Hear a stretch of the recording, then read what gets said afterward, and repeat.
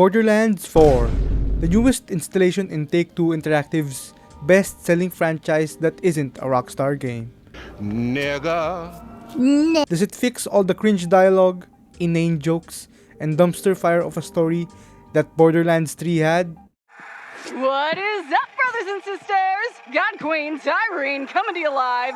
disgusting한 냄새가 나요. Disgusting shit. And does it reach the peaks of gameplay and charm that we experienced back in 2012 with Borderlands 2? If you wanna know the answer to these questions, Listen, look, and listen, and learn. I'll tell you my thoughts, likes, and dislikes throughout my 45 hours of playtime. I'm Young Foz, and I don't know how to segue. So, you want to hear a story, huh?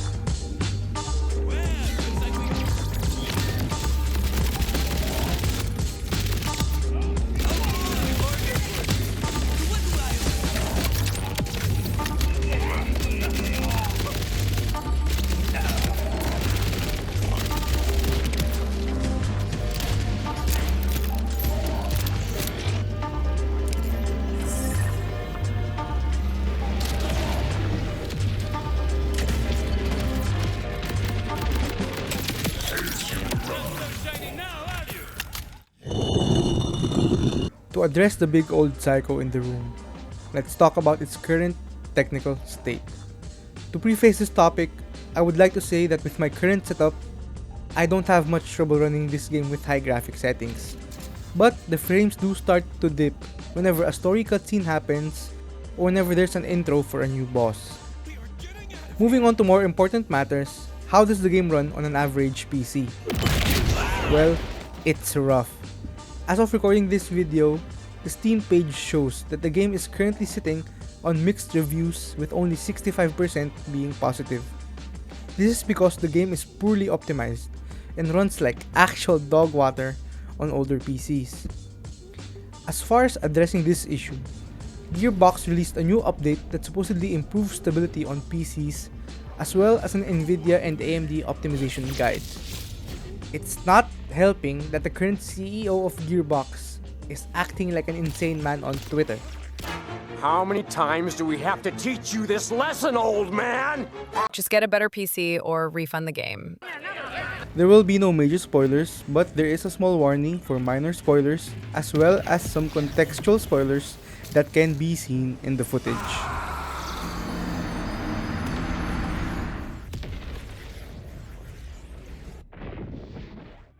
The story starts on the planet called Kairos, the first true departure of the series from Pandora. We are then introduced to the four titular Vault Hunters: Rafa the Exo Soldier, Harlow the Gravitar, Amon the Forged Knight, and Vex the Siren. One thing about me, I'm always gonna pick the brash and loudmouth character without fail. So of course, I picked Rafa. Also, just look at him. He looks like an Iron Man, bro. He looks cool as fuck. From here on, we are then introduced to the main big bad of Borderlands 4, the Timekeeper. He is a breath of fresh air from the cringe IRL streamers that wanted to include the whole universe in their subathon in the previous game. What up, my bandit orphans? God Queen Tyrene coming at you live from the HBC. The Timekeeper seems to be a more menacing villain, as he actually demands screen presence as well as delivering some solid villain dialogue. His whole shtick is being this Orwellian tyrant that can see everything and prefers to have maximum control over the people of Kairos. I also thought the voice was kinda familiar, so I searched it up and found out he was voiced by Dave Fennoy. This is the same dude who voiced Lee from The Walking Dead and Tetrax from Ben 10. Just some cool fun facts. The Timekeeper does take a backseat for the first half of the game, as we are then set to take on his 3 commanders in order to get inside the capital. In regards to the story, dialogue, and overall vibe of the setting, it is a lot more straight-laced when compared to the previous games. Even if it was much needed, it seems like Gearbox overcorrected a little bit too much for my taste. I mean, the game is still funny and the gags are still here. This is the 3rd time the hot singles claiming to be nearby weren't actually. Oh, hi. They did cut out just a little bit too much of the jokes and humor for my liking. Because I do truly miss when NPCs just called you for some random shit. I will pay you to kill yourself. While they did overdo it in the previous game, and I do mean overdo, it still gave the Vault Hunters a lot of personality and backstory. Now let's move on to the most important part of this review, gameplay. Okay, so in terms of gameplay, this is peak Borderlands, baby. Absolute peak. The moment-to-moment gunplay is solid, and I love how they incorporated the new grappling mechanic as a tool for movement. The gunplay is noticeably improved from the previous games, as it is now comparable or even better than the current looter shooters. Borderlands to me has always nailed build variety between and within classes, but has somewhat struggled in terms of gunplay. In Borderlands 4, however, this isn't a problem at all. Now let's talk about classes. Borderlands 4 gives you the option of picking between 4 characters with very distinct skills. Rafa, for example, focuses on utilizing his exosuit in battle by having the ability to destruct weapons for his disposal. His first action skill is the Apophis Lance, a Mega Man looking gun that shoots out shock bullets, and it can also be overcharged to maximize power with one shot. Next is the Arc Knives, where he straps 2 power swords onto his arms and then uses them with the power of Beyblades. Beyblade, Beyblade, let it rip! Let's fight in every battle! Lastly, the Peacebreaker Cannons. I picked this one because, well, shoulder-mounted cannons go brr. Borderlands 4 also added traits to each character. And Rafa's is Overdrive. Overdrive activates whenever an action skill is used, and it increases movement speed and damage, making his builds centered around increasing action skill uptime or decreasing action skill cooldowns. My sister, on the other hand, chose Harlow as her main character. Harlow is another tech-focused character, but instead of an exosuit, she has really badass gadgets in her arsenal. Her first action skill is the Chroma Accelerator, which is basically a BFG. It legitimately looks like you are shooting purple hollow at your enemies, and it's amazing. Kyoshiki, Murasaki. Her second action skill is Flux Generator, a crowd control focused skill as it drops an AoE that freezes enemies and gives buffs to teammates. Lastly is her 0-point action skill, a very Siren-like skill from games past. It suspends enemies in the air and it gives you the option to repeatedly slam them into the ground, which looks so goofy and fun. Harlow looks like she specializes in mobbing, because her unique trait Entangled spreads damage dealt between all the other enemies affected by this status. I haven't really played the other 2 Vault Hunters, but they do look very cool and interesting. For the sake of brevity, I'm gonna have to skip over them. But I'm for sure going to pick Amon though for my next playthrough because he looks like a brick shithouse.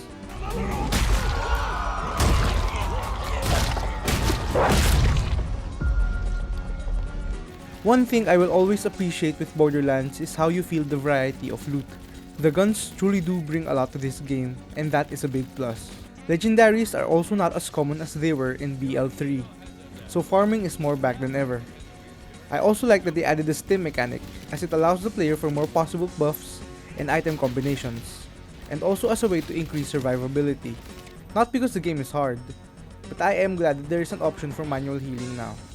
Going back to the grappling mechanic that I mentioned earlier, it is utilized well as another medium for movement, but they also added a function similar to Halo Infinite. You can grab explosive barrels and then chuck them at enemies. To be honest, this is really a non-factor in fights, as the barrels themselves do little damage to enemies. It is cool to throw barrels mid-air and then shoot them like you're a gosh darn space cowboy.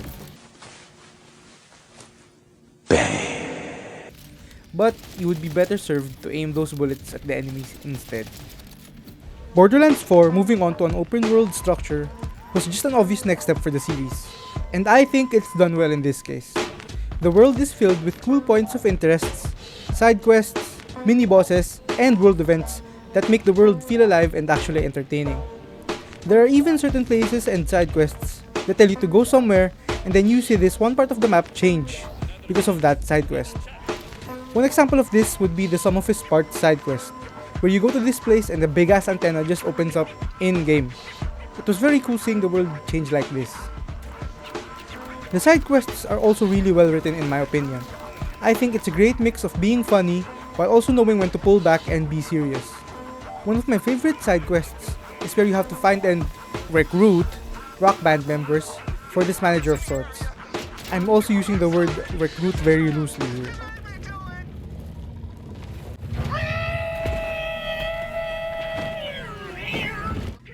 Being an open world also sadly comes with the generic open world bloat. An issue I have with the other side quests is the quest board system. Quest boards are filled with a bunch of fetch quests that are really a hassle to do. They just tell you to go to this area, pick something up, and then go back to the safe house to deposit said item. These are some of the most brain-dead quests I have ever had the pleasure of playing in a Borderlands game. It is the most literal fetch quest. For open world traversal, the game gives us the Digirunner as the main mode of vehicular transportation in the game. This also means that there are no more catch-a-ride stations that you specifically have to go to in order to spawn a vehicle. I like this change as it makes open world traversal way more seamless. Like in The Witcher 3, where you just whistle and then Roach somehow always teleports behind you. Best blade's not worth shite if a weak arm swinging it, eh? Where is she now? A main detractor for me is that I do wish that they still maintained a dedicated hub area, like Sanctuary from the previous games. There are mini-hubs here and there and even safe houses that you can unlock, but to me, the core gameplay loop for Borderlands has always been doing side quests out in the world and then coming back to submit them at your home base with all the NPCs, and then the cycle repeats. The game does come with some Ubisoft open world SLOP, but overall, the open world setting is great and really enjoyable. To summarize everything, Borderlands 4 is a great continuation of the franchise, and a lot of people are saying that this might be as good or even better than Borderlands 2. Maybe, I don't know, but that's mostly because I have yet to finish the whole game. Borderlands 4 had me hooked just on gameplay alone, and I found myself playing for 5 hours straight and without even noticing I had already doubled my character's level count. It's a really fun and enjoyable shooter that avoids the bumps and mishaps of the last game in the series.